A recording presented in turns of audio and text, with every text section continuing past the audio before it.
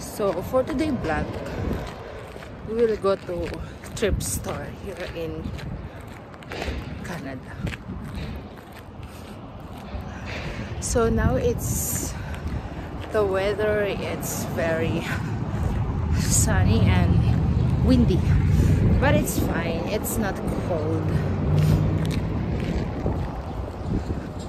So ipapakita ko lang sa inyo.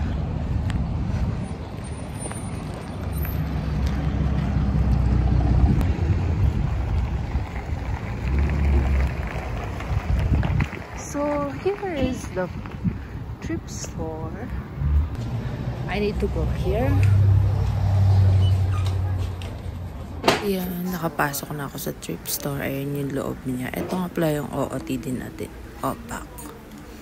So ito, nakapili ako ng pants.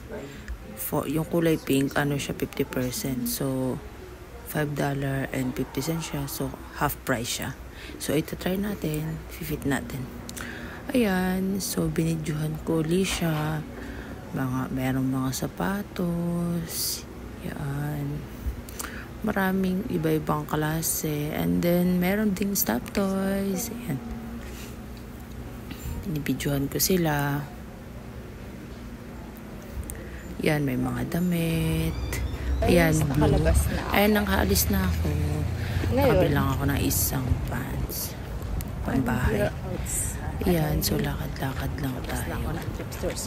Ngayon punta ako dito sa Brad's. Ito yung mga appliances. Hindi na rin ako nagtagal. Umalis na rin ako. So, ito na tayo. Pauwi na. Wala na akong ibang mapuntahan. Kaya, I'm going home now. Ayan, lakad lang tayo for today. Ayan yung view na linalakaran ko. Malapit na sa bahay yan. Mga 5 minutes walk.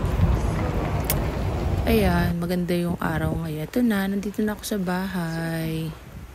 Ito nga pala yung munting bahay namin. Ayan.